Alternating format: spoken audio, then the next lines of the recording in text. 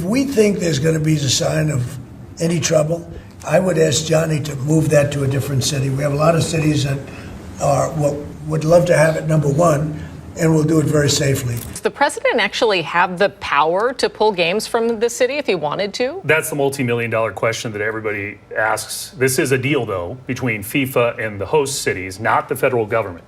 And keep in mind, the World Cup next year is actually spread between Canada, Mexico, and the United States. It's a massive, massive logistical event, too.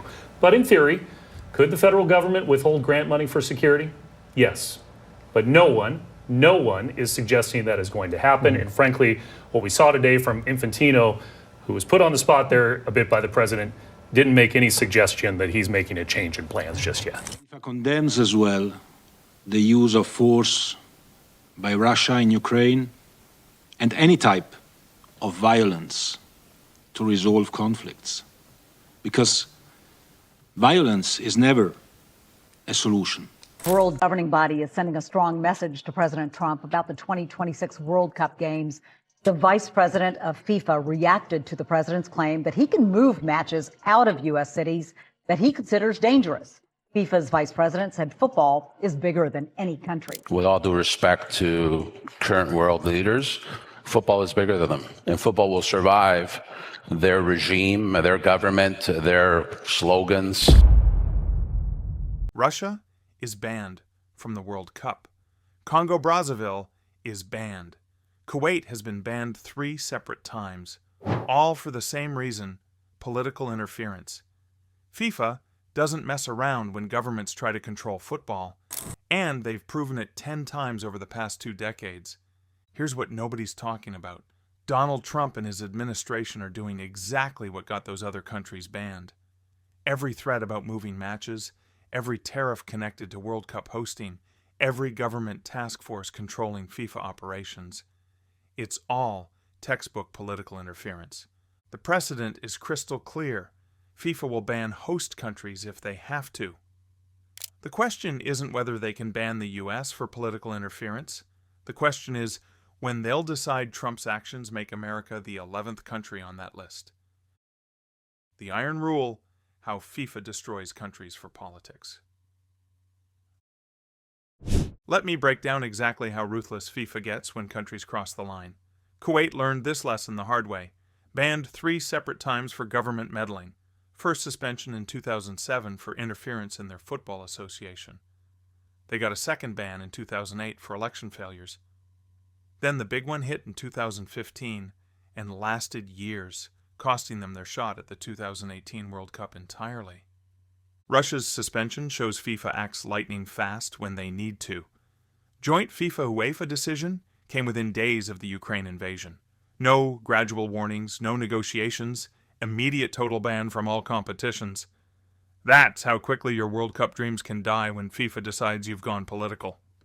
Asian countries got hit hardest with 5 suspensions this century. Indonesia banned in 2015 for third-party government interference.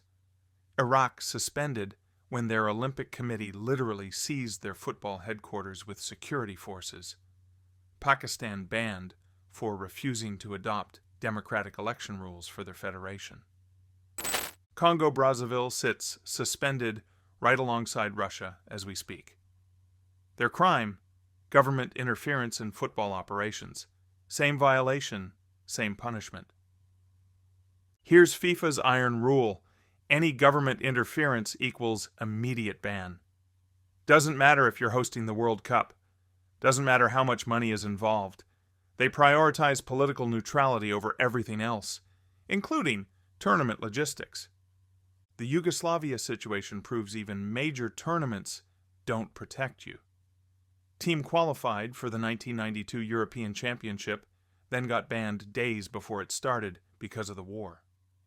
FIFA followed UN sanctions and kicked them out without hesitation. They missed the 1994 World Cup too. South Africa faced the longest ban in FIFA history, expelled entirely from 1976 until the early 1990s over apartheid policies. FIFA doesn't just suspend countries temporarily when the violations are serious enough. They'll erase you from international football completely.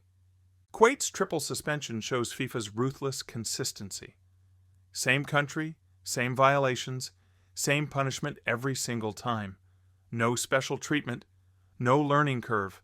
Break the rules and face the consequences repeatedly if you keep breaking them. The pattern is obvious across every case. Government tries to control football operations. FIFA drops the hammer immediately. Brunei banned for government interference in 2009. Sierra Leone suspended when their government removed football officials in 2018. Kenya banned 3 separate times for alleged interference. FIFA's track record spans decades and continents. European countries, African nations, Asian federations, nobody gets special treatment when they violate the political neutrality rules. The organization survived banning Yugoslavia right before a major tournament. They handled Russia's removal from 2022 qualifiers smoothly. Even host countries aren't immune from FIFA's zero-tolerance approach. Tournament infrastructure, economic partnerships, political relationships, none of that matters when governments cross into FIFA's territory. The precedent shows they'll sacrifice billions in revenue and years of planning to maintain their independence from political control. This isn't FIFA being petty or power-hungry. This is them protecting the fundamental principle that keeps international football functioning. No government gets to control the beautiful game. Trump's ticking time bomb? U.S. violating every FIFA rule. Now let's talk about how Donald Trump is walking straight into FIFA's ban hammer. The White House Task Force on the 2026 World Cup violates every principle FIFA uses to ban other countries. Trump personally chairs a cabinet-level committee that's controlling tournament operations. This isn't coordination. This is direct government oversight of FIFA activities through Department of Homeland Security involvement. That's textbook political interference that got Kuwait banned 3 times. Same violation, same playbook, same inevitable outcome. Trump's threats to move matches based on his personal safety assessments cross every red line FIFA has drawn. He's publicly threatened to relocate games from Seattle and San Francisco, claiming he'll call FIFA President Gianni Infantino directly to force venue changes. Government officials deciding FIFA tournament logistics equals interference, the exact reason Indonesia got suspended in 2015. The immigration crackdown targeting World Cup events specifically proves systematic government control. ICE agents deployed at Club World Cup matches. Visa restrictions already causing international boycotts of FIFA events. At least one nation boycotted the December group draw over visa denials from the U.S. government. These travel restrictions mirror the government overreach that got other countries banned. The discussed $15,000 entry bonds for international visitors create systematic barriers to free movement of players and officials. FIFA requires unimpeded access for all tournament participants. That's non-negotiable. Trump's personal relationship with FIFA President Infantino creates the exact conflict that FIFA bans countries for avoiding. He boasts about his ability to influence Infantino directly, using his government position to leverage personal FIFA connections. This personal political mixing is precisely what FIFA's independence rules prevent. Cabinet-level involvement in tournament operations is unprecedented in World Cup history. Secretary of Homeland Security Kristi Noem coordinating FIFA logistics. Federal task force making decisions about international sporting events. No other World Cup host has embedded government control this deeply into FIFA operations. The economic leverage attempts through trade policy push this into banned territory completely. Tariff threats connected to World Cup hosting arrangements. Using trade wars as political pressure on FIFA decisions. This transforms the tournament from sporting event into government foreign policy tool. Every single pattern matches the violations that got 10 countries suspended. Government interference in football association operations, check. Political pressure on international sporting decisions, check. Using government authority to control tournament logistics, check. Threatening to override FIFA's autonomous decision-making, check. The Congo-Brazzaville suspension happened for undue interference by third parties in football affairs. Trump's task force represents undue interference by the U.S. government in FIFA affairs. Same violation, different continent. Kuwait's experience shows FIFA doesn't care about economic consequences. They cost Kuwait the entire 2018 World Cup qualification over government interference. The U.S. hosting rights represent $50 billion in economic impact. FIFA has proven they'll sacrifice that much and more to maintain independence. Iraq's suspension came when government security forces seized football headquarters. Trump's federal coordination through DHS represents the same government seizure of sporting authority. The mechanism is different, the violation identical.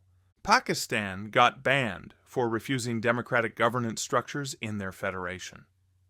Trump's authoritarian approach to FIFA relations, demanding venue changes, threatening economic pressure, embedding government control, violates the same democratic principles FIFA requires.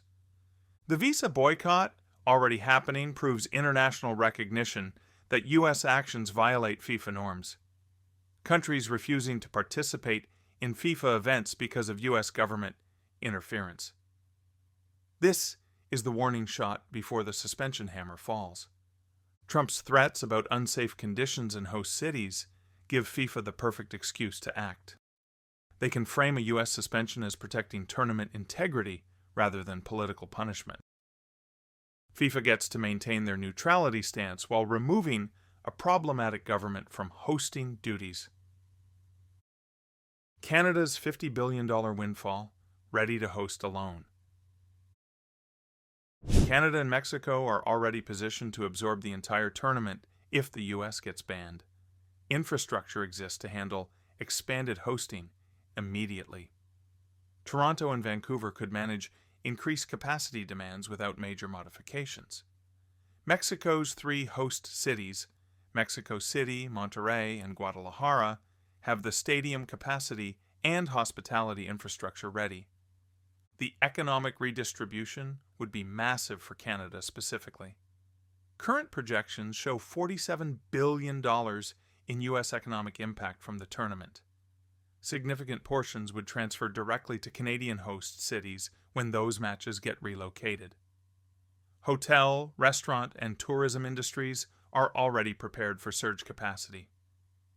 Mexico becomes the primary beneficiary with Estadio Azteca positioned as the tournament centerpiece without U.S. venues competing.